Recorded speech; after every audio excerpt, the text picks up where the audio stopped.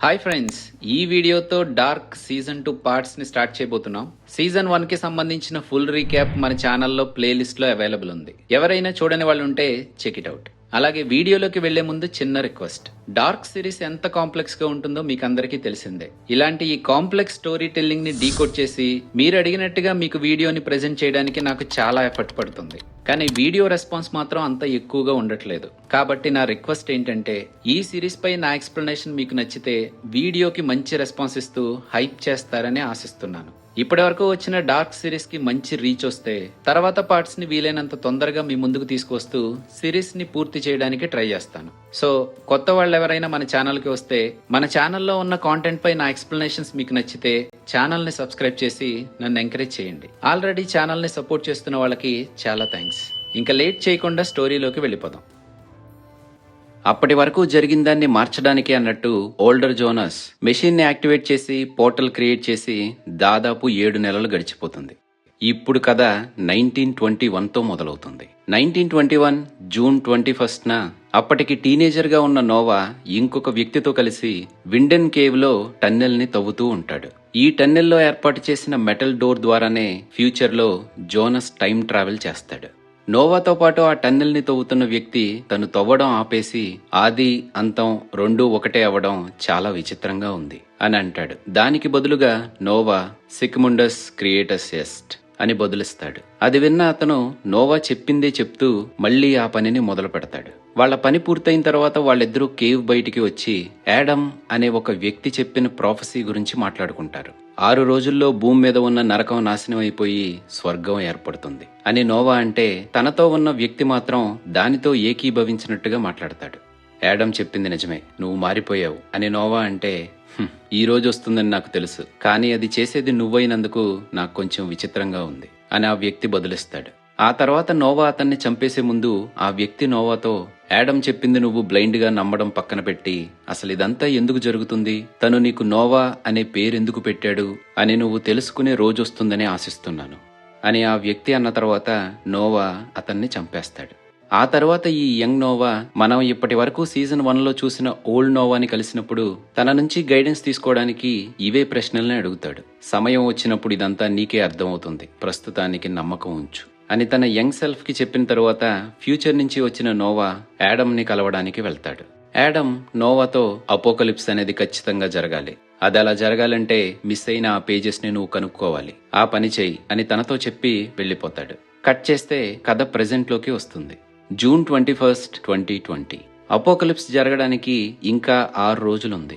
ఇక్కడ మీరు గమనించాల్సింది ఏంటంటే 33 ఇయర్స్ గ్యాప్ లో అన్ని టైం పీరియడ్స్ లో టైం ముందుకెళ్తుంది. ఫస్ట్ సీజన్ లో మనకి కథ 2019 లో మొదలై 1986, 1953కి వెళ్తుంది. సో మనం ఫస్ట్ సీజన్ లో 3 టైం పీరియడ్స్ ని 33 ఇయర్స్ గ్యాప్ లో చూస్తే ఇప్పుడు 1953 కంటే 33 ఇయర్స్ ముందు అంటే 1920, కానీ దాదాపుగా 7 మంత్స్ గడిచిపోయాయి కాబట్టి 1921లో కథ మొదలవుతుంది. సో ఇప్పుడు 2020 జూన్ 21న విండెన్ టౌన్ లో అప్పటి వరకు రిజిస్టర్ అయిన మిస్సింగ్ కేసెస్ అన్సాల్వ్డ్ గానే మిగిలిపోవడంతో వాటిని సాల్వ్ చేయడానికి టాస్క్ ఫోర్స్ నుంచి క్లౌసన్ అనే ఏజెంట్ అక్కడికి వస్తాడు. అప్పటి వరకు రిజిస్టర్ అయిన మిస్సింగ్ కేసెస్ లో ఇన్వాల్వ్ అయిన వాళ్ళని తను మళ్లీ తిరిగి ఇంటర్వ్యూ చేస్తానని చెప్తాడు.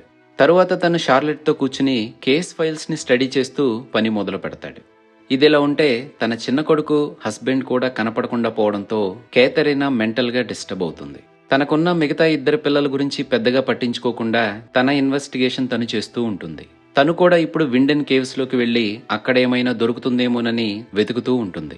ఇదిలా ఉంటే తన కూతురైన మార్తా తన ఇంట్లో మికిల్ రూమ్ లోకి వెళ్తే వాళ్ళ నాన్న కనిపించకుండా పోవడానికి ముందు తను స్టడీ చేస్తున్న కేస్ ఫైల్స్ తన కంటపడతాయి. తను వాటిని చూస్తూ ఉంటే దాంట్లో విండెన్ కేవ్ లో ఉన్న మెటల్ డోర్ ఫోటోగ్రాఫ్ తనకి కనపడుతుంది.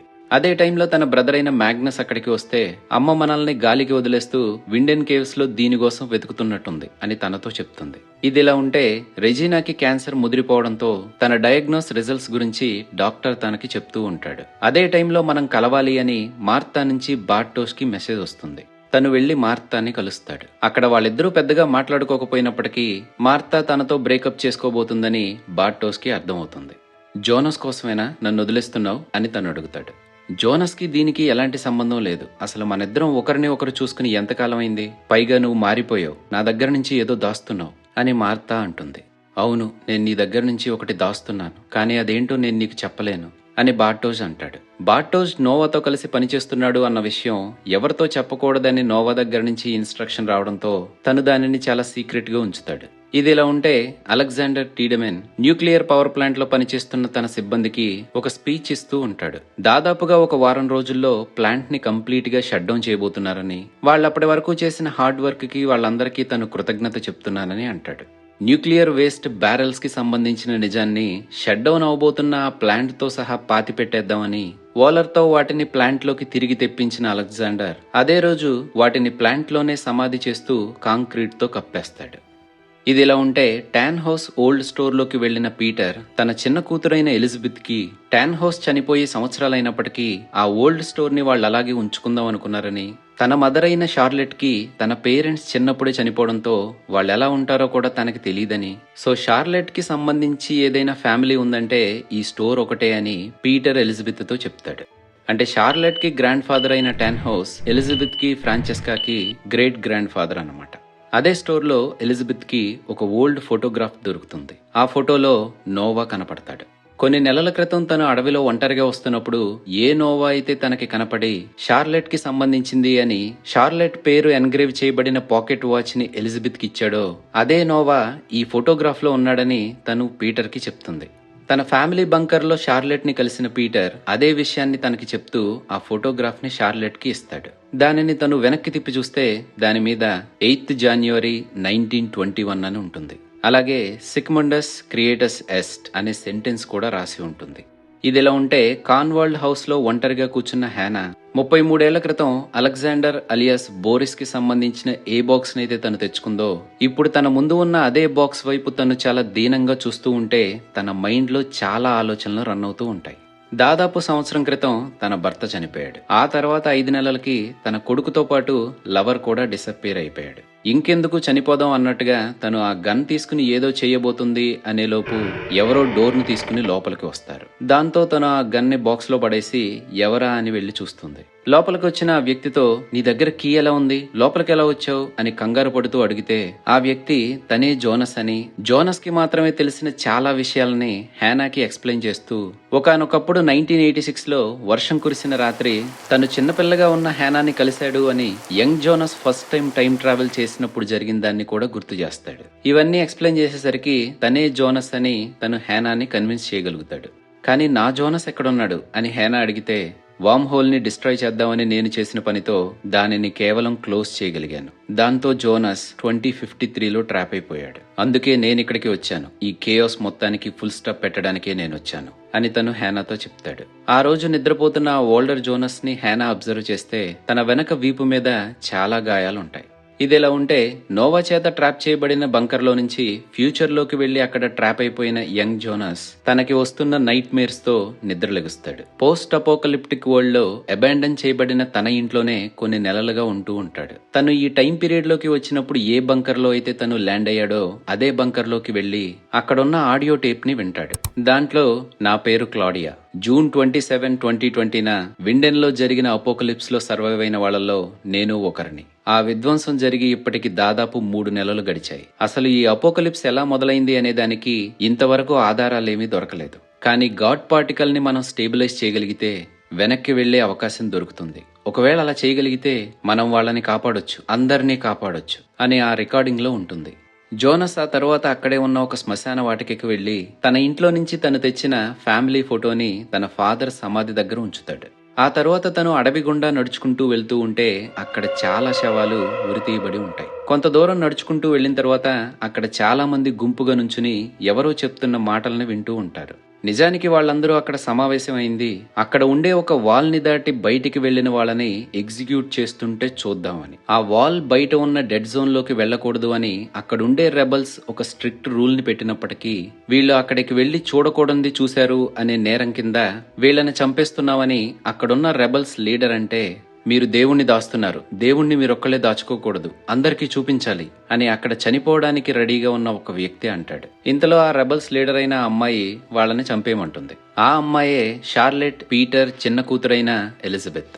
ఎలిజబెత్ డెఫ్ కాబట్టి తను చెప్పాలనుకుంటున్నది సైన్ లాంగ్వేజ్ లో చెప్తే తన పక్కనుండే సిల్జా ఎలిజబెత్ చెప్పాలనుకుంటున్న దాన్ని ట్రాన్స్లేట్ చేస్తుంది. ఆ గోడని దాటి బయటికి వెళ్లడానికి ప్రయత్నించొద్దు, కాదు కూడదని అలా చేశారో వీళ్లకు పట్టిన గతే మీకు పడుతుంది. మనమే ఫ్యూచర్, సిగ్ముండస్ క్రియేటస్ ఎస్ట్ అని తను చెప్పాలనుకున్నది చెప్తుంది. ఆ తర్వాత అక్కడ ఉన్న వాళ్ళందరూ వెళ్ళిపోతే జోనస్ మాత్రం తననే చూస్తూ ఉంటాడు. తనని చూసిన ఎలిజబెత్, ఇప్పటి వరకు ఎక్కడున్నావు? ఆ బయట ఏమీ లేదు, మనకున్న ఏకైక హోప్ ఆ ప్యాసేజ్. ఇంతకు ముందే చెప్పబడినట్టుగా ప్యాసేజ్ అనేది ఓపెన్ అవుతుంది. అలా ఓపెన్ అయినప్పుడు మనందరం ప్యారడైజ్ కి వెళ్తాం అని తను జోనస్ తో అంటుంది. ఇలా మీరు చెప్తున్న కట్టుకథల్ని నమ్మని వాళ్ళని చంపేస్తారా? నా ఫ్రెండ్స్, ఫ్యామిలీ అందరూ చనిపోయారు. ఇవాళ నుంచి సరిగ్గా 6 రోజుల్లో నేనున్న టైంలో జరగబోతున్న అపోకలిప్స్ లో వాళ్ళందరూ చనిపోయారు. నువ్వు చెప్పే ప్యారడైజ్ నాకు అవసరం లేదు, నేను నా టైంకి తిరిగి వెళ్ళాలి. ఆ వాల్ వెనకాల ఏముంది అని చాలా కోపంగా తనతో చెప్పాల్సింది చెప్పి అక్కడి నుంచి వెళ్ళిపోతాడు. ఎలిజబెత్ అక్కడ ఉన్న వాళ్ళని చంపేస్తున్నప్పటికీ జోనస్ అదేమీ పట్టించుకోకుండా ఆ వాల్ ని క్రాస్ చేసి డెడ్ జోన్ లో ఉన్న అబాండన్ చేయబడిన న్యూక్లియర్ పవర్ ప్లాంట్ దగ్గరికి వెళ్తాడు. అక్కడ తను షాక్ అయ్యేలా డిస్టార్టెడ్ గా ఉన్న ఒక ఆర్బ్ లాంటి మ్యాటర్ గాలిలో రివాల్వ్ అవుతూ కనపడుతుంది. ఇదిలా ఉంటే 2020లో షార్లెట్ తన కూతురైన ఎలిజబెత్ తనకిచ్చిన ఫోటోగ్రాఫ్ వెనకాలన్న దాని గురించి రీసెర్చ్ చేస్తూ ఉంటుంది. అదేంటా అని ఇంటర్నెట్ లో దాని అర్థం కోసం వెతికితే సిగ్ముండస్ క్రియేటస్ ఎస్ట్ అనే దానికి అర్థం thus the world was created అని వస్తుంది. అదే టైంలో అక్కడికి వచ్చిన క్లౌజన్ టీడెమెన్స్ ని ఇంటర్వ్యూ చేద్దాం పదా అని షార్లెట్ ని తీసుకువెళ్తాడు. క్లౌజన్ టీడెమెన్స్ ని ఇంటర్వ్యూ చేద్దాం అనుకోవడానికి కారణం, మిస్ అవుతున్న ఈ చిన్నపిల్లలకి టీడెమెన్ అలెగ్జాండర్ రన్ చేస్తున్న ఆ న్యూక్లియర్ పవర్ ప్లాంట్ కి మధ్య ఏదో కనెక్షన్ ఉందని తనకు అనిపించడం. అదే కాకుండా అలెగ్జాండర్ తన వైఫ్ సర్నేమ్ అయిన టీడెమెన్ ని తను ఎందుకు తీసుకోవాల్సి వచ్చింది? యూజువల్ గా అది అదర్ వే రౌండ్ ఉంటుంది కదా.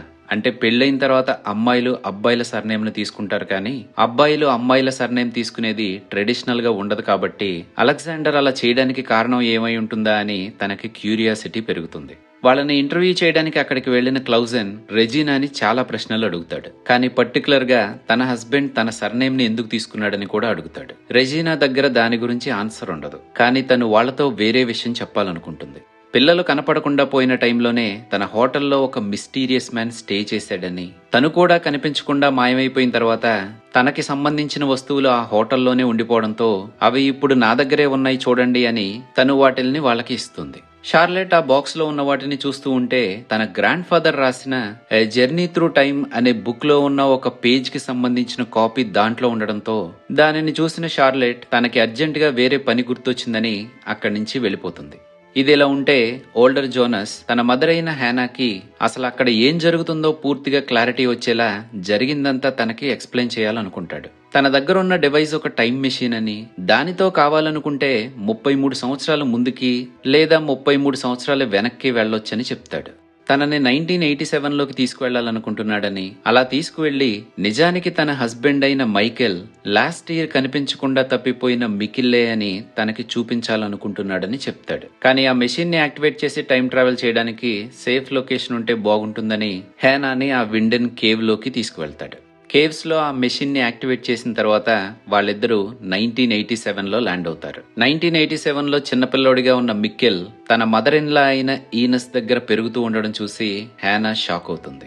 ఇదిలా ఉంటే 1987లోనే టైం ట్రావెల్ చేస్తూ ఓల్డ్ గా మారిన క్లాడియా అప్పటికే ఆ న్యూక్లియర్ పవర్ ప్లాంట్ డైరెక్టర్ గా ఉన్న మిడిల్ ఏజ్ క్లాడియా దగ్గరికి వస్తుంది. నేనిక్కడికి నా డాగ్ ని తీసుకోవడానికి వచ్చాను అని చెప్తూ ఆ క్లాడియాతో మాట్లాడుతుంది. నీ దగ్గరున్న ఈ డాగ్ నిజానికి నాదే.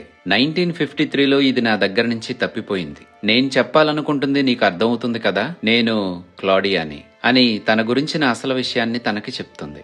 1953లో ఆ డాగ్ కేవ్ లోకి వెళ్ళినప్పుడు తను అక్కడే ఎదురు చూస్తుందని, ఆ డాగ్ ని అక్కడి నుంచి తీసుకువెళ్లి 1986లో మిడిల్ ఏజ్డ్ క్లాడియా దగ్గరికి సేఫ్ గా వచ్చేలా తనే చేసిందని, అలా జరగాల్సిన ఈవెంట్స్ ఒక లూప్ లో ఖచ్చితంగా జరిగేలా తను చూసుకుందని తన యంగర్ వర్షన్ అయిన క్లాడియాకి ఎక్స్ప్లెయిన్ చేస్తుంది. ఇదిలా ఉంటే ఈగన్ కార్ యాక్సిడెంట్ అయి రికవర్ అవుతూ హాస్పిటల్లో ఉన్న హెల్గాని కలుస్తాడు. మ్యాట్స్ నీల్సన్ కేసు గురించి ఇంకా ఆలోచిస్తున్న తను ఇదంతా జరగడానికి ముందు హెల్గాని తను అడగాల్సిన ప్రశ్న అయినా ఆ రోజు రాత్రి ఫారెస్ట్ రోడ్ ని వదిలేసి స్టేట్ రోడ్ లో ఎందుకు వెళ్లావు అనే ప్రశ్నని ఫైనల్ గా అడగగలుగుతాడు. దాంతో కంగారు పడుతున్న హెల్గా తను చేంజ్ చేస్తానన్నాడు, పాస్ట్ ని ఫ్యూచర్ ని అన్నిటినీ చేంజ్ చేస్తానన్నాడు, కానీ ఎవరు చేంజ్ చేయలేరు, పాస్ట్ ని ఎవరు చేంజ్ చేయలేరు అని అంటాడు. ఎవరి గురించి మాట్లాడుతున్నావు అని ఈగన్ అడిగితే, ఆ రాయిని చేతిలో పట్టుకున్న వ్యక్తి. తను చెప్పినట్టుగా పాస్ట్ ని ఎవరు చేంజ్ చేయలేరు, పాస్ట్ ని ఆ వైట్ డెవిల్ కూడా చేంజ్ చేయలేదు అని ఈగన్ కి అర్థం కాకుండా ఉండేలా పిచ్చి పిచ్చిగా మాట్లాడుతూ ఉంటాడు. ఆ తర్వాత ఈగన్ 1953లో తన చేత అరెస్ట్ అయి ఇప్పుడు సైకియాట్రిక్ ఇన్స్టిట్యూషన్ లో ఉన్న ఉల్రిక్ దగ్గరికి వెళ్తాడు. అప్పటికే 34 సంవత్సరాలు గడిచిపోవడంతో ఇప్పుడు బాగా ఓల్డ్ గా మారిపోయిన ఉల్రిక్ ఈగన్ ని చూస్తూ ఒక వైలెంట్ సాంగ్ లిరిక్స్ ని పాడతాడు. ఇదే పాటని ఈగన్ కొన్ని నెలల క్రితం వింటాడు. కానీ తను విన్నది టీనేజర్ గా ఉన్న ఉల్రిక్ ఆ పాటని ఎంజాయ్ చేస్తూ వింటూ ఉన్నప్పుడు. అలాగే ఉల్రిక్ ఈగన్తో, నువ్వెప్పుడు పోతావో కూడా నాకు తెలుసు. ఎలాగో తెలుసా? నువ్వు ఎప్పుడు పోతావో నేను పేపర్లో చదివాను అని ఉల్రిక్ ఈగన్ ని భయపెడతాడు. దాంతో షాక్ అయిన ఈగన్ అక్కడి నుంచి వెళ్ళిపోతాడు. ఇలా ఉంటే ఓల్డర్ క్లాడియా తన యంగర్ వర్షన్ అయిన క్లాడియాకి ఆ టైం మిషన్ ఎలా పనిచేస్తుందో చూపించాలని తనని ఆ విండెన్ కేవ్స్ లోకి తీసుకువెళ్తుంది. సైకిల్ కంప్లీట్ అయ్యేంత వరకు 33 ఇయర్స్ పాస్ట్ లోకి లేదా ఫ్యూచర్ లోకి ఈ మెషిన్ నిన్ను తీసుకువెళ్లగలుగుతుంది. నేను నుంచున్న ఇదే పొజిషన్ లో నువ్వు కూడా ఒక రోజు నుంచుంటావు. అప్పటి వరకు ఇక్కడ జరుగుతున్న ఈ నాటకంలో నీ పాత్రని నువ్వు యాక్సెప్ట్ చేసి చెయ్యాల్సిన సాక్రిఫైసెస్ ని చేస్తావు. సరిగ్గా 5 రోజుల్లో మళ్లీ అంతం మొదలవుతుంది. నువ్వు యాడమ్ని ఆపాలి అని తను క్లాడియాకి చెప్తూ ఉంటే అసలు తను ఏం చెప్తుందో అర్థం కాక యంగర్ క్లాడియా తన వైపు కంగారుగా చూస్తూ ఉంటుంది. కంగారు పడకు, ఇదంతా తొందరలోనే నీకే అర్థమవుతుంది. కానీ అప్పటి వరకు జరగాల్సిన ప్రతిదీ జరగాల్సినట్టుగానే జరుగుతుంది. ఒకవేళ ఇదంతా సవ్యంగా సాగితే మన కూతురైన రెజీనా బ్రతుకుతుంది అని తన యంగర్ సెల్ఫ్ కి కొన్ని పేపర్స్ ని ఇచ్చి ఆ మెషిన్ ని యాక్టివేట్ చేసి ఓల్డర్ క్లాడియా అక్కడి నుంచి వెళ్ళిపోతుంది. క్లాడియా తనకివ్వబడిన పేపర్స్ ని చూస్తే తన హౌస్ బ్యాక్ యార్డ్ లో ఎక్కడ తవ్వితే ఆ మెషిన్ తనకి దొరుకుతుందో క్లియర్ గా ఎక్స్ప్లెయిన్ చేసే గైడ్ లైన్స్ ఉండడంతో దాన్ని ఫాలో అవుతూ క్లాడియా అలాగే చేస్తే తన ఇంటి ప్రెమిసెస్ లో పాతి పెట్టబడిన ఆ టైం ట్రావెలింగ్ మెషిన్ తనకి దొరుకుతుంది. ఆ మెషిన్ ని క్లాడియాకి దొరికేలా అక్కడ పాతి పెట్టింది అంతకు ముందే అక్కడి నుంచి వెళ్ళిపోయిన ఓల్డ్ క్లాడియా. తను అసలు అక్కడ దానిని ఎందుకు పాతి పెట్టింది, మరి తనకేమైంది అనే వాటికి సమాధానం తర్వాత వస్తుంది. కట్ చేస్తే 2053లో జోనస్ క్లాడియాకి సంబంధించిన చాలా రికార్డింగ్స్ ని విని తను చూసిన డిస్టార్టింగ్ గ్లోయింగ్ ఆర్బ్ అనేది గాడ్ పార్టికల్ అని తెలుసుకుంటాడు. దానిని గనక స్టేబిలైజ్ చేయగలిగితే పాస్ట్ లోకి వెళ్లే అవకాశం దొరుకుతుందని ఆ రికార్డింగ్స్ ద్వారా తెలుసుకోవడంతో దానిని స్టేబిలైజ్ చేసే పని మొదలు పెడతాడు. తను చేసే ప్రయత్నంలో అదొక ఫ్రాక్షన్ ఆఫ్ సెకండ్, అంటే కొంతసేపు స్టేబుల్ అయినప్పటికీ మళ్లీ తిరిగి డిస్టార్టెడ్ గా మారి చాలా వైలెంట్ గా బిహేవ్ చేస్తుంది. దానిని స్టేబుల్ గా మార్చడానికి తను చేసే ప్రయత్నంలో తనకి ఉపయోగపడుతున్న జనరేటర్ లో ఫ్యూయల్ అయిపోవడంతో దానిని తీసుకురావడానికి వెళ్తాడు. ఫ్యూయల్ కావాలంటే రెబల్స్ నడిపే వెహికల్స్ లోనే ఉంటుంది కాబట్టి వాళ్ళకి తెలియకుండా దానిని దొంగతనం చేయడానికి ఒక ప్లాన్ వేస్తాడు. పెద్దగా ఒక మ్యూజిక్ ని పెట్టి వాళ్ళు దానిని ఇన్వెస్టిగేట్ చేయడానికి వెళ్లేలా చేసి వాళ్ళు డిస్ట్రాక్ట్ అయి ఉన్న టైంలో వాళ్ళ వెహికల్లో నుంచి ఫ్యూయల్ ని దొంగతనం చేస్తాడు. దొంగలించిన ఫ్యూయల్ తో తిరిగి ఆ పవర్ ప్లాంట్ దగ్గరికి వెళ్దామని వాల్ ని క్రాస్ చేసి డెడ్ జోన్ లోకి అడుగు పెట్టగానే సరిగ్గా అక్కడ తన కోసం ఎదురు చూస్తున్న ఎలిజబెత్, సెల్జా తనని పట్టుకుంటారు. కట్ చేస్తే జోనస్ ని ఎగ్జిక్యూట్ చేయడానికి సన్నాహాలు మొదలవుతాయి. ఇంకా తనని ఎగ్జిక్యూట్ చేద్దాం అని వాళ్ళు అనుకుంటున్నప్పుడు, నువ్వు అసలు వీళ్ళందరికీ ఎందుకు అబద్ధం చెప్తున్నావు అని జోనస్ ఎలిజబెత్ ని నిలదీస్తాడు. దాంతో తన కాలికి ఒక బుల్లెట్ వూండ్ బహుమానంగా దొరుకుతుంది. అయినా సరే జోనస్ ఆ బాధను పట్టించుకోకుండా, 5 రోజుల్లో నా టైం పీరియడ్ లో ప్రపంచం అంతం కాబోతుంది, నా ఫ్రెండ్స్, ఫ్యామిలీ అందరూ చనిపోతారు, నేను దానిని ఆపాలి. తను మీ అందరికీ అబద్ధం చెప్తుంది, తను చెప్తున్నట్టుగా ప్రాఫెసీ అనేది లేదు, ఆ ప్యాసేజ్ అనేది ఎప్పటికీ ఓపెన్ అవ్వదు, తను మీ అందరికీ చెప్తున్నట్టుగా ఆ ప్యారడైజ్ బిర్యానీ పాయింట్ లేదు, మీ అందరికీ బిర్యానీ ఎప్పటికీ రాదు, కానీ ఆ వాల్స్ వెనకాల అని తను చాలా ఎమోషనల్ గా చెప్తూ ఉంటే ఎలిజబెత్ ఇంక చెప్పింది చాలే అని తను నుంచున్న స్టూల్ ని తన్నేస్తుంది. దాంతో మనోడు ఆ తాడుకి వేలాడుతూ పోవడానికి రెడీగా ఉంటాడు. ఇంక తను పోతాడేమో అన్న టైంలో ఎలిజబెత్ ఆ రోప్ ని షూట్ చేస్తుంది. దాంతో తను చావు అంచుల వరకు వెళ్లి బ్రతికిపోతాడు. ఆ రోజు రాత్రి ఒక బోన్ లో బంధింపబడిన జోనస్ దగ్గరికి సెల్జా వచ్చి తను ఆ డెడ్ జోన్ లోకి వెళ్లిన వాళ్ళందరినీ చంపేస్తూ ఉంటే నిన్ను మాత్రం ఎందుకు వదిలేసింది, అసలెవరు నువ్వు అని జోనస్ ని నిలదీస్తుంది. దానికి జోనస్ ఏమీ సమాధానం చెప్పకపోవడంతో, అసలు ఆ డెడ్ జోన్ లో ఏం చూసావు నువ్వు, అక్కడేముంది నాకు చూపించు అని తనని తీసుకువెళ్తుంది. జోనస్ తనని తీసుకువెళ్లి ఆ ప్లాంట్ లో ఉన్న గాడ్ పార్టికల్ ని చూపిస్తాడు. అదొక పోర్టల్ అని, దాని ద్వారా తను తన ఇంటికి వెళ్లగలడని సెల్జాతో చెప్తాడు. తను తీసుకువచ్చిన ఫ్యూయల్ తో జనరేటర్స్ ని ఆన్ చేసి పార్టికల్ ని స్టెబిలైజ్ చేసి దాని ద్వారా లోపలికి వెళ్లిపోతాడు. జోనస్ ఇలా టైం ట్రావెల్ చేస్తున్న ఇదే టైంలో నోవా తను ఎప్పటి నుంచో ఎక్స్పెరిమెంట్స్ చేస్తున్న టైం ట్రావెల్ చేయడానికి ఉపయోగపడే ఆ చైర్ ని వర్క్ అయ్యేలా చేయగలుగుతాడు. దాదాపు 7 నెలల క్రితం ఓల్డర్ జోనస్ వామ్ హోల్ ని క్రియేట్ చేసినప్పుడు 1953లో బంకర్ లో బంధింపబడిన చిన్నపిల్లోడైన హెల్గా 1986 లోకి వస్తాడు కదా. ఇప్పుడు నోవా ఆ హెల్గేని ఆ చైర్ లో కట్టేసి తనని తిరిగి తన టైం పీరియడ్ కి పంపించడానికి తన మీదే ఆ టైం ట్రావెలింగ్ ఎక్స్పెరిమెంట్ ని చేస్తాడు. ఆ చైర్ లో కట్టేసిన హెల్గేకి నోవా తను గాడ్ చేత ఎంచుకోబడ్డాడని, టైంతో తను కదలడమే కాకుండా తనలో కూడా టైం ఉంటుందని, ముఖ్యంగా ఇది గుర్తుపెట్టుకోమని తనకి టిక్ టాక్ టిక్ టాక్ అని తనతో చెప్తాడు. నోవా చెప్పిన మాటలు చిన్నపిల్లోడైన హెల్గేకి ఎంతలా బలంగా నాటుకుపోతాయంటే 77 ఏళ్ల వయసులో డెమెన్షియా ముదిరిపోయి తన గురించి మర్చిపోయినప్పటికీ ఆ టిక్ టాక్ అనే దానిని ఒక మంత్రంలా జపిస్తూనే ఉంటాడు. ఇదిలా ఉంటే 1954లో ఈగాన్ వైఫ్ అయిన డోరిస్ కి ట్రాంటే మదర్ అయిన ఆగ్నస్ కి మధ్య ఫిజికల్ ఇంటిమెసీ పెరుగుతూ ఉంటుంది. కానీ ఈగన్ కి ఈ విషయం తెలియదు. కానీ తనకి తన వైఫ్ అయిన డోరిస్ కి మధ్య దూరం పెరుగుతూ ఉందని తన పోలీస్ చీఫ్ అయిన డేనియల్ కాన్వాల్డ్ దగ్గర ఏం చేస్తే బాగుంటుందా అని అడ్వైస్ తీసుకుంటాడు. ఈ డేనియల్ కాన్వాల్డ్ కూతురే 1986లో చేరబడే మిక్కెల్ ని అడాప్ట్ చేసుకుని మైకల్ గా మార్చే ఈనస్ కాన్వాల్డ్. ఈగన్, డేనియల్ ఇద్దరూ మాట్లాడుకుంటున్న టైంలోనే ఒకతను వాళ్ళ దగ్గరికి వచ్చి హెల్గా తిరిగొచ్చాడని చెప్తాడు. అసలు తనకి ఏం జరిగింది, ఇప్పటి వరకు ఎక్కడున్నాడు అనే విషయాలను తెలుసుకుందామని ఈగన్ హెల్గే దగ్గరికి వెళ్తాడు. కానీ తనకి సమాధానాలేమీ దొరకవు. ఎందుకంటే హెల్గా తిరిగొచ్చిన దగ్గర నుంచి ఒక్క మాట కూడా మాట్లాడ్డావు. ఇదే టైంలో డాప్లర్ బంకర్ లో ఓల్డర్ క్లాడియాని కలిసిన ఆగ్నస్ నోవా, హెల్గా ఇద్దరు తిరిగొచ్చారని చెప్తుంది. అలాగే నోవా అంటే కూడా తనకి భయం లేదని ఆగ్నస్ తనతో చెప్తుంది. ఇక్కడే మనకు అర్థమయ్యే విషయం ఏంటంటే ఆగ్నస్, నోవా ఇద్దరు బ్రదర్ అండ్ సిస్టర్. యాడమ్ చేత నడపబడుతున్న సికమండస్ ఇంకో 4 రోజుల్లో నెక్స్ట్ సైకిల్ ని స్టార్ట్ చేయబోతున్నారని, యాడమ్ చెప్పిన దాన్ని బ్లైండ్ గా నమ్ముతూ అసలు తను ఏం చేస్తున్నాడో కూడా తెలుసుకోకుండా నోవా ఒక ఫూల్ లా బిహేవ్ చేస్తున్నాడని, కానీ తొందరలోనే దీని అంతటికీ ఒక తెరపడబోతుందని ఓల్డర్ క్లాడియా ఆగ్నస్ తో చెప్తూ తన చేతికి ఒక న్యూస్ పేపర్ ని ఇస్తుంది. అది చూసిన ఆగ్నస్ కి మాటలు రావు. కానీ ఆగ్నస్ ని హక్ చేసుకున్న క్లాడియా తన మదర్ అయిన డోరిస్ తనని బాగా చూసుకుంటుందని ఆగ్నస్ ని కంఫర్ట్ చేస్తుంది. దీని తర్వాత ఆగ్నస్ వెళ్లి తన బ్రదర్ అయిన నోవాని కలిసి తను యాడమ్ చేత క్రియేట్ చేయబడిన సికమండస్ నుంచి బయటికి వెళ్లిపోయి క్లాడియాతో చేతులు కలిపినప్పటికీ ఇప్పుడు మళ్లీ తిరిగి సికమండస్ లో జాయిన్ అవ్వాలనుకుంటుందని, తనని యాడమ్ తో మాట్లాడనిస్తే నోవా వెతుకుతున్న మిస్సింగ్ పేజెస్ ఎక్కడున్నాయో తనకి చెప్తానంటుంది. మిస్సింగ్ పేజెస్ ని ఎలాగైనా వెతికి పట్టుకోమని యాడమ్ తనకి గట్టిగా చెప్పాడు కాబట్టి నోవాకి వేరే ఆప్షన్ దొరకదు. నోవా వెతుకుతున్న ఆ మిస్సింగ్ పేజెస్ ని క్లాడియా క్యారీ చేస్తుందని, క్లాడియాని తను ఎక్కడ ఏ టైంకి కలవచ్చో తెలుసుకునేలా అంతకుముందు క్లాడియా తనకిచ్చిన అదే న్యూస్ పేపర్ ని ఆగ్నస్ నోవాకి ఇస్తుంది. ఆగ్నస్ నోవాని కలిసిన ఇదే టైంలో క్లాడియా తన ఫాదర్ అయిన ఈగన్ ని కలవడానికి వెళ్తుంది.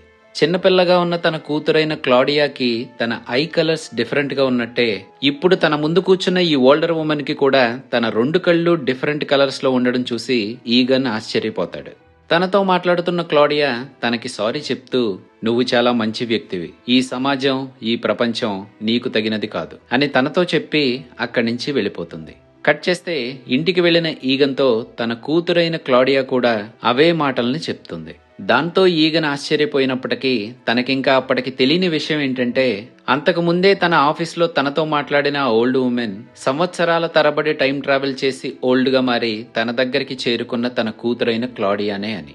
చిన్నపిల్లగా ఉన్న క్లాడియా తన ఇంట్లో అద్దెకి దిగిన ఆగ్నస్ కొడుకైన ట్రాంటేతో మాట్లాడుతూ వాళ్ళు ఈ విండెన్కి రావడానికి ముందు వాళ్ళ జీవితం ఎలా ఉండేది అని అడుగుతుంది. తను అంతకు ముందు ఉన్న ఇంట్లో తన మదర్ కి ఒక బ్రదర్ ఉండేవాడని, కానీ వాళ్ళిద్దరికీ ఒకళ్ళంటే ఒకళ్ళు ఇష్టం ఉండేది కాదని తను చెప్తాడు. ఇదిలా ఉంటే 1987లో తన ఓల్డర్ సెల్ఫ్ తనతో మాట్లాడడం, టైం ట్రావెలింగ్ మెషిన్ ని తనకు అందేలా చేయడంతో ఏదో జరగకూడదు జరగబోతుంది అన్నట్టుగా తనకు అనిపించడంతో తన కూతురైన రెజీనాతో టైం స్పెండ్ చేయాలనుకుని క్లాడియా రెజీనాని స్కూల్ కి వెళ్లకుండా తనతో ఉంటుందా అని అడుగుతుంది. కానీ రెజీనా మాత్రం అదేమి పట్టించుకోకుండా స్కూల్ కి వెళ్లిపోతుంది. దాంతో తను హాస్పిటల్ కి వెళ్లి హెల్గాని కలుస్తుంది. తను న్యూక్లియర్ పవర్ ప్లాంట్ కి హెడ్ గా మారినప్పుడు హెల్గే తనకి గిఫ్ట్ గా ఇచ్చిన ఎ జర్నీ త్రూ టైమ్ అనే బుక్ ని హెల్గా తనకి ఎందుకు గిఫ్ట్ గా ఇచ్చాడని అడుగుతుంది. తను అడిగిన దానికి తప్ప హెల్గా క్లాడియాకి అర్థం కాకుండా ఏవేవో మాట్లాడుతూ ఉంటాడు. మంచి చెడుల మధ్య చాలా పెద్ద యుద్ధమే జరుగుతుంది. ట్రావెలర్స్ వెనక్కి వెళ్లి జరగాల్సిందని మారుస్తూ ఉంటారు. ఒకవేళ వాళ్ళు అనుకుంటున్నట్టుగా జరిగితే ఇది మళ్ళీ ఎప్పుడు జరగదని తను నాతో చెప్పాడు. తనని నమ్మొద్దు, నోవాని నమ్మొద్దు అని చాలా కంగారుగా చెప్తాడు. ఆ తర్వాత Claudia HG tan house work shop కి వెళ్తుంది. ఈ బుక్ రాసింది నువ్వే కదా అని తను టాన్ హౌస్ ని అడుగుతుంది. ఇదొక పారాడాక్స్. కొన్ని సంవత్సరాల క్రితం ఒక ముసలామి నా దగ్గరికి వచ్చి ఈ బుక్ ని నాకిచ్చి నేనే ఈ బుక్ ని రాశానని చెప్పింది. తను నాకు ఆ కాపీని ఇవ్వడం వల్లనే నేను ఈ బుక్ ని రాశాను. ఇలాంటి ఒక రోజు వస్తుందని కూడా తను చెప్పింది. తన యంగర్ సెల్ఫ్ అయిన నువ్వు నా దగ్గరికి వచ్చినప్పుడు ఈ టైం మిషన్ అనేది ఎలా వర్క్ చేస్తుందో నీకు నేను ఎక్స్ప్లెయిన్ చేసి చెప్పాలని తను నాతో చెప్పింది. నిజానికి ఈ టైం మిషన్ ఎలా వర్క్ చేస్తుందో నేను నీకు ఇప్పుడు చెప్పగలిగినప్పటికీ ఇది ఎలా పనిచేస్తుందో 1 సంవత్సరం క్రితం నా దగ్గరికి వచ్చిన ఒక వ్యక్తి ద్వారా తెలుసుకున్నాను అని టాన్ హౌస్ తనకు తెలిసిందంతా క్లాడియాకి చెప్తాడు. క్లాడియా టాన్ హౌస్ తో టైం ట్రావెల్ గురించి డిస్కస్ చేస్తూ ఉంటే క్లాడియా ఫాదర్ అయిన ఈగన్ కూడా సైకియాట్రిక్ ఇన్స్టిట్యూషన్ లో ఉన్న వ్యక్తిని కలవడానికి వెళ్తాడు. కానీ ఈగాన్ కి ఇంకా అప్పటికి తెలియని విషయం ఏంటంటే ఆ వ్యక్తే ఫ్యూచర్ నుంచి టైం ట్రావెల్ చేసి అక్కడికి వచ్చిన ఉల్రిక్ అని. ఈగన్ కి క్యాన్సర్ వచ్చిందని తనకు తెలుస్తుంది. కానీ ఇంతకు ముందు తన ఆ వ్యక్తితో మాట్లాడినప్పుడు ఈగన్ కి క్యాన్సర్ రాబోతుంది అన్న విషయం తను ముందుగానే చెప్పుండడంతో ఆ విషయం తనకెలా తెలిసిందో తెలుసుకోవడానికి ఈగన్ తన దగ్గరికి వెళ్తాడు. ఫైనల్ గా ఉల్రిక్ అని ఫ్యూచర్ నుంచి వచ్చాడని ఈగన్ కి చెప్పేస్తాడు. ఇదే విషయాన్ని ఈగన్ 1953లో తెలుసుకోవడానికి ప్రయత్నిస్తాడు. హెల్గే తిరిగి వచ్చిన తర్వాత అసలు హెల్గే కనపడకుండా పోవడానికి కారణమైన ఉల్రిక్ అరెస్ట్ అయినప్పటికీ హెల్గే అప్పటి వరకు ఎవరి దగ్గర బంధింపబడి ఉన్నాడు, ఉల్రిక్ తో పాటు ఎవరు వర్క్ చేస్తున్నారు అని తెలుసుకోవడానికి ఈగన్ ఉల్రిక్ తో మాట్లాడడానికి ప్రయత్నిస్తాడు. కానీ అప్పటికే హెవీగా సెడేట్ అయి ఉన్న ఉల్రిక్ తనతో సరిగ్గా రెస్పాండ్ అవ్వలేడు. దాంతో ఆ నిజం 33 ఏళ్ల పాటు సమాధి అయిపోతుంది. ఇప్పుడు సైకియాట్రిక్ ఇన్స్టిట్యూట్ లో ఉన్న ఆ వ్యక్తి తనే ఉల్రిక్ అని ఈగన్ తో చెప్పేయడంతో అప్పటి వరకు తన దగ్గర ఉన్న డీటెయిల్స్ తో అసలు ఇదంతా ఏంటి అని తెలుసుకోవడానికి ఈగన్ ప్రయత్నిస్తాడు. 1986లో మిక్కెల్ ఆ టౌన్ లో అబ్రప్ట్ గా అపియర్ అయిన తర్వాత తను పోలీస్ స్టేషన్ కి వచ్చినప్పుడు తను ఉల్రిక్ కొడుకని చెప్తాడు. అప్పుడు టీనేజర్ గా ఉన్న ఉల్రిక్ కావాలని ఈగన్ మీద ఏమన్నా ప్రాంక్ చేశాడేమోనని ఈగన్ దానిని పెద్దగా పట్టించుకోడు. ఇప్పుడు అదే విషయం తనకి గుర్తుకు రావడంతో మిక్కెల్ ని అడాప్ట్ చేసుకుని మైకెల్ గా మార్చిన ఈనస్ దగ్గరికి వెళ్తాడు. ఈనస్ మాత్రం మిక్కెల్ ని తన పాస్ట్ గురించి మర్చిపోయి మైకెల్ గా తన జీవితాన్ని గడపాలని తనకి కావాల్సిన అవసరాలన్నీ చేకూరుస్తూ ఉంటుంది. ఈగన్ తనతో మాట్లాడడానికి వచ్చినప్పుడు తను నిద్రపోతున్నాడని కావాలంటే రేపు మాట్లాడొచ్చులే అని తనని పంపించేస్తుంది. సరే అని ఇంట్లో నుంచి బయటికి వచ్చేస్తున్న ఈగన్ అక్కడే ఉన్న స్లీపింగ్ టాబ్లెట్స్ ని చూస్తాడు. ఏంటివి అని అడిగితే నాకు నిద్ర పట్టడానికి వేసుకుంటున్నాను అని తను చెప్తుంది. కానీ ఆ టాబ్లెట్స్ వేసుకోవడం వలన మతిమరుపు సైడ్ ఎఫెక్ట్ గా ఉంటుంది. ఈనస్ చెప్పకపోయినప్పటికీ మైకెల్ గా తన పూర్తి జీవితాన్ని హ్యాపీగా గడపాలంటే తన పాస్ట్ ని మర్చిపోవాలని ఆ టాబ్లెట్స్ ని తనకి ఇస్తూ ఉండుండొచ్చు. అందుకే పట్టపగలే మిక్కెల్ నిద్రపోతూ ఉండుండొచ్చు కూడా.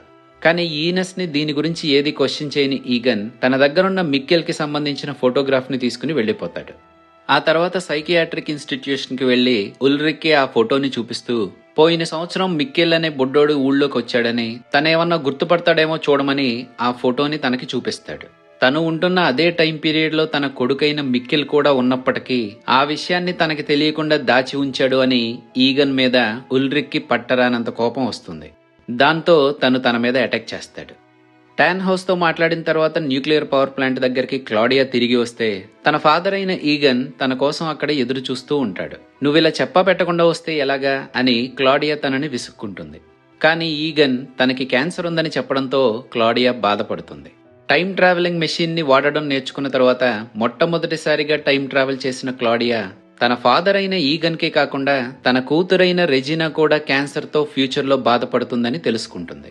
ఇదిలా ఉంటే 1954లో ఓల్డ్ క్లాడియా ఉన్న ప్లేస్ ని తెలుసుకున్న నోవా తనని చంపడానికి అక్కడికి వెళ్తాడు. కానీ నోవా ఆశ్చర్యపోయేలా తన కోసమే అక్కడ ఎదురు చూస్తున్న క్లాడియా నోవా తనని చంపడానికి వచ్చాడు అని తెలిసినప్పటికీ తను భయపడదు. చనిపోవడానికి ముందు క్లాడియా తన చివరి మాటల్ని నోవాతో చెప్తూ నిన్ను యాడమ్ ఒక పాములా వాడుకుంటున్నాడు, తను నీతో చెప్పిన ఆ ప్యారడైజ్ నీ ఫ్రీడమ్ అనేవి ఇల్యూజన్స్ మాత్రమే అని తను చెప్పాల్సింది చెప్పిన తర్వాత నోవా తనని చంపేస్తాడు.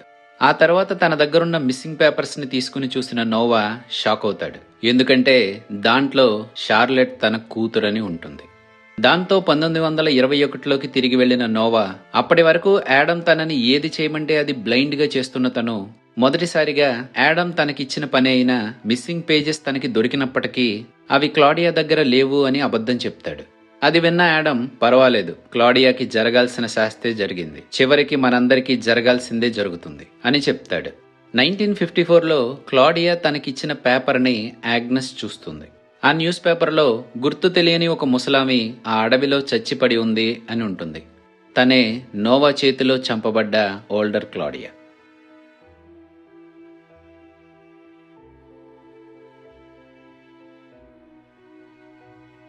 అది ఫ్రెండ్స్, ఇప్పటికే వీడియో లెంగ్త్ ఎక్కువైపోయింది కాబట్టి దీనిని ఇక్కడితో పాస్ చేస్తున్నాను. So hope you enjoyed my explanation. Video నచ్చితే లైక్ చేసి, కొత్త వాళ్ళు ఎవరైనా వీడియోని చూస్తే మన ఛానల్ని సబ్స్క్రైబ్ చేసి ఎంకరేజ్ చేస్తారని ఆశిస్తున్నాను. Thank you for watching this video. Take care. Bye.